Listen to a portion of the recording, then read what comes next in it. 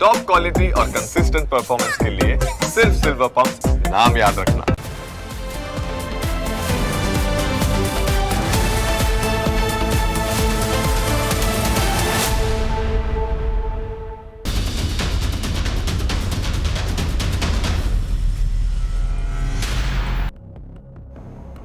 નમસ્કાર, પ્રાઇમ 9 સાથે હું છું જીગર। કોઈ પત્નીએ પોતાનો પતિ ગુમાવ્યો, કોઈએ માતા પિતાએ દીકરો ગુમાવ્યો, તો કોઈએ બહેને રક્ષાબંધન પહેલા પોતાનો સગો ભાઈ ગુમાવ્યો। ગુજરાતમાં દારૂબંધી વચ્ચે થયેલો લઠ્ઠાકાંડ એ ફક્ત 8 પરિવારોની પીડા નથી, સિસ્ટમ સહિત તમામ સમાજના લોકોએ દારૂબંધીનો કડક અમલ કરાવવા મેદાને ઉતરવું પડશે તેનો છે। કારણ કે જેની જવાબદારી છે તે પોલીસ તંત્ર તેનો અમલ કરાવવામાં નિષ્ફળ સાબિત થયું તેવું લોકોનું પણ કહેવું છે, અને તેના જ કારણે આજે નિર્દોષ લોકોને પોતાની જિંદગી ગુમાવવાનો વારો આવ્યો, જેમાં જવાબદાર લોકો પોતે પણ છે।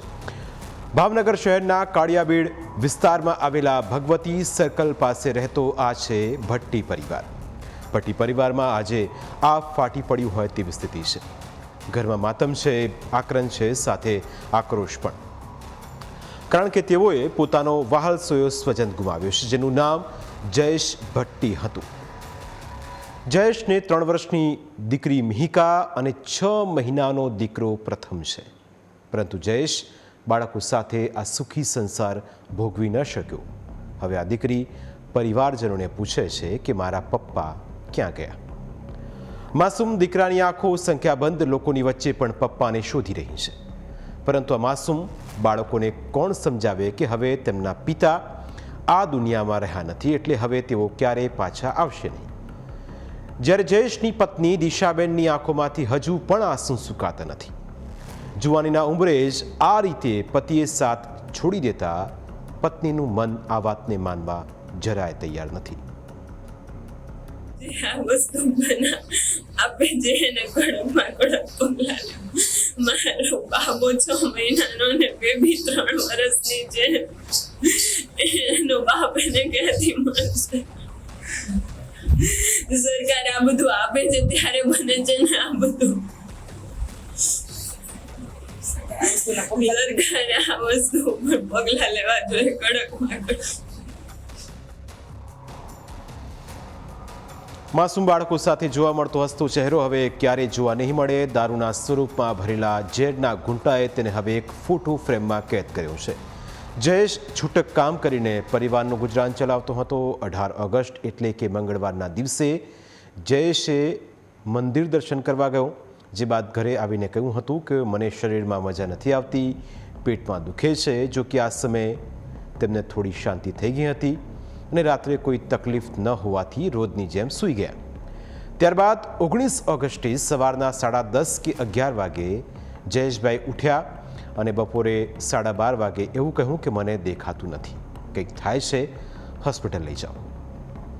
ત્યારબાદ તેને હોસ્પિટલ લઈ જવાયો, જ્યાં વેન્ટિલેટર ઉપર રાખીને સારવાર શરૂ કરવામાં આવી। બપોરથી લઈને મોડી રાત સુધી સારવાર ચાલી, પરંતુ તેનો જીવ બચાવી શકાયો નહીં।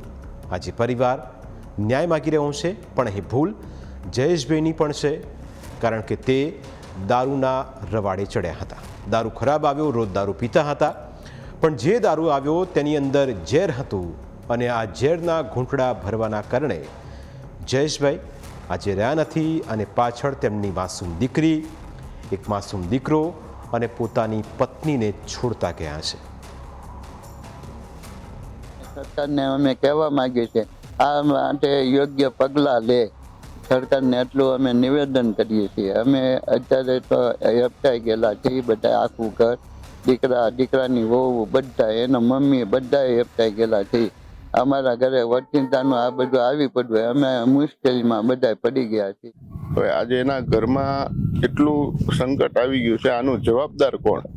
સરકાર આનો કોઈ કડકમાં કડક પગલાં લેવા જોઈએ, કેમ કે આ લઠ્ઠાકાંડમાં સરકારને કાયમી કરીને આરોપીને કડકમાં કડક સજા દેવી જોઈએ। એટલે સરકારને મારે એટલું જ કહેવાનું છે કે ગુજરાત નહીં, જ્યાંથી તમારાથી શક્ય હોય ત્યાં દારૂબંધી બધે બંધ કરો, અને જેટલા તમને મળે એ બધાને કડક પગલાં લઈને સજા આપો। મારું એ જ નિવેદન છે। આ મારી દીકરીનું ઘર અત્યારે ખાલી થઈ ગયું છે. એની દીકરી મારી ભાણેજ 3 વર્ષની છે. એ 2 દિવસથી પપ્પા પપ્પા પપ્પા આગળ જાઉં બોલે છે. દીકરો 6 મહિનાનો છે, એ રડ્યા કરે છે.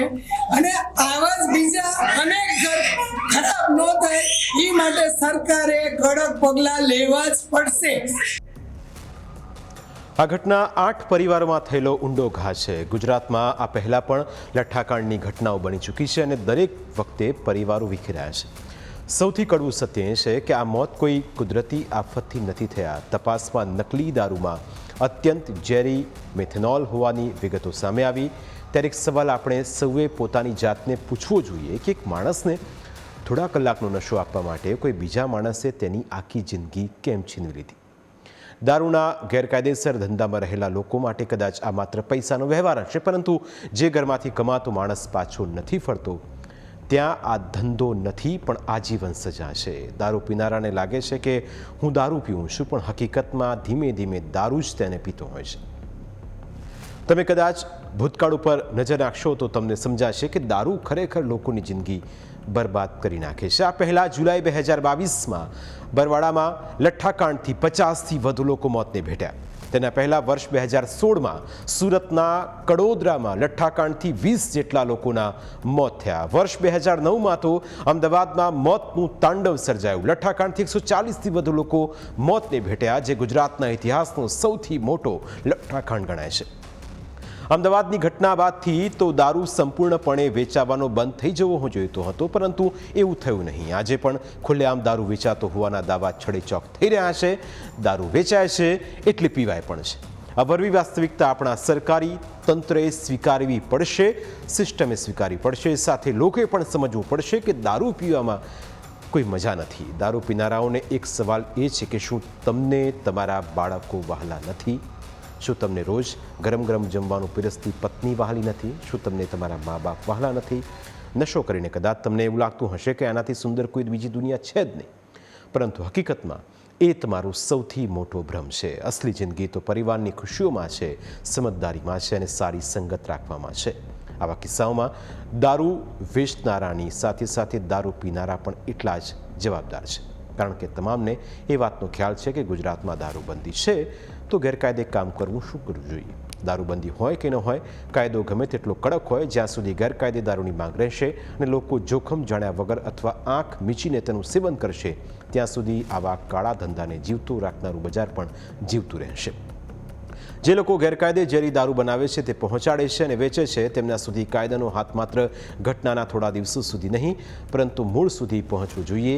સપ્લાય ચેન ક્યાંથી શરૂ થઈ, કોણે કેમિકલ મેળવ્યું, કોણે દારૂ બનાવ્યો, કોણે પહોંચાડ્યો અને કાં સુધી પહોંચ્યો, આવી દરેક કડીની નિષ્પક્ષ તપાસ થવી જોઈએ.